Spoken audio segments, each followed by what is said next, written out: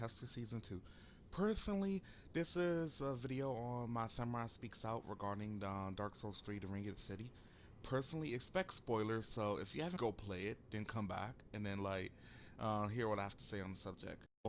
Personally, if I was to give this a 1 out of 10 rating for this DLC, not both DLCs together, just this DLC, I'd give it a 8.9 out of 10. While the presentation is amazing, a lot of the stuff in it is amazing. I personally felt like storyline wise and continuity wise, they kind of dropped the ball on a couple of things. Now, hear me out, hear me out, hear me out.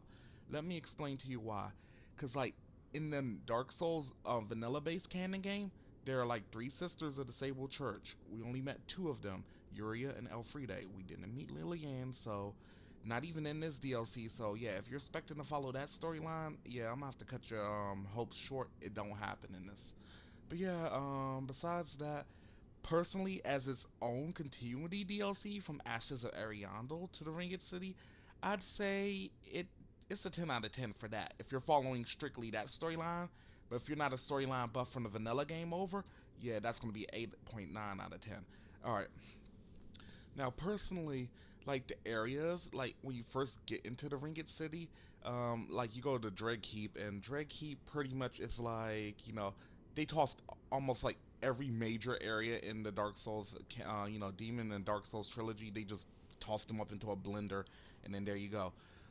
Personally, I liked the area for what it's worth, but I was more so focused on picking up all the DLC items than actually taking the time to look around. I'll probably gonna look around after this video is done, but yeah, I liked it for what it's worth. But for me, I felt the enemies they hit too damn hard. I mean, this is probably because I'm new game plus 7 or 8. I'm not sure, but yeah, after taking my daily dose of get good, I actually managed to pick up like all of the items and stuff.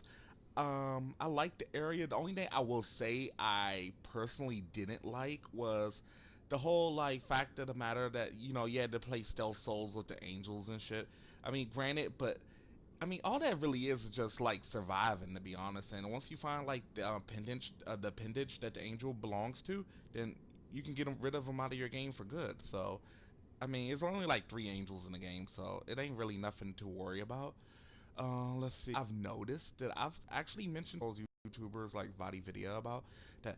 If you talk to her, say that you have business with her, and then like don't even kill her, just go along the entire DLC and come back the old self. So it made me wonder, and then the angel that appears after on you at all. It's like I'm guessing, unlike whereas you kill her, then the angel comes, the angel probably aggroes on you, but otherwise the angel just flies back and forth.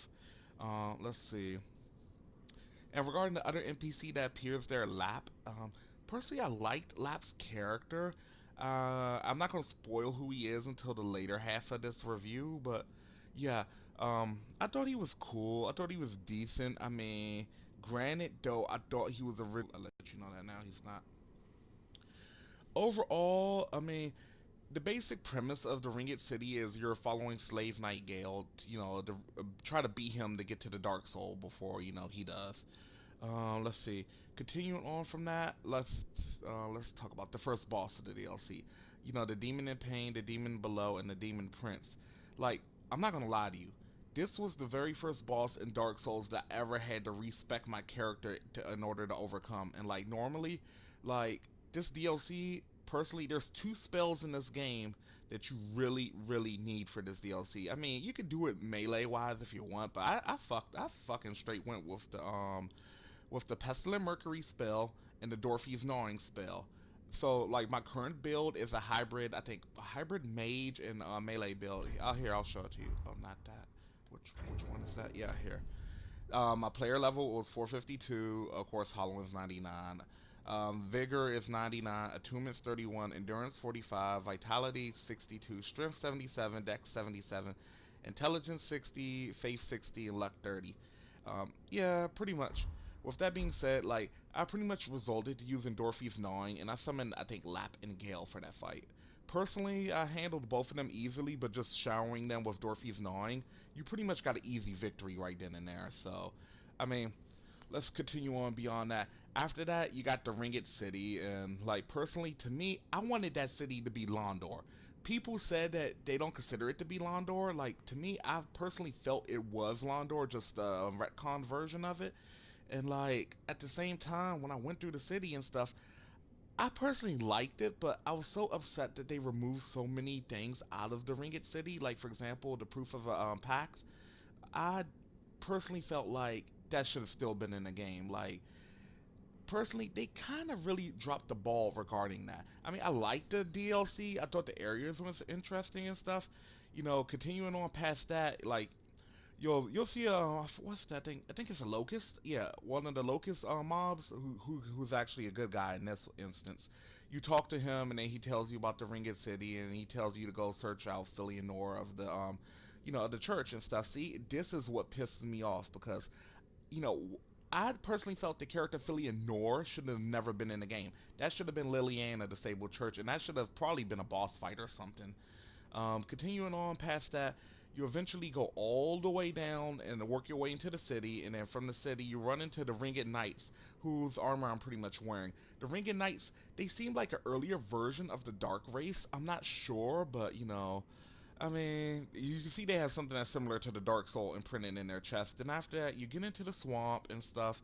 And then if you go all the way down the swamp, you run into the old Dragon Slayer armor. Now that personally made me smile because I wanted that armor since vanilla Dark Souls 3, but I never got the armor.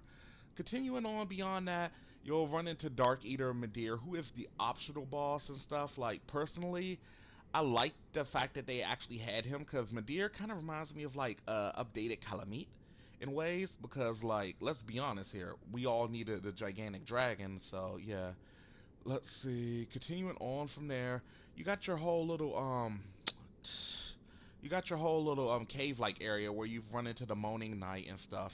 And then from there you go up, and then you can go all the way up to like the church and stuff, where you meet the second boss of the DLC. I think his name is Half Light, the Spear of the Church.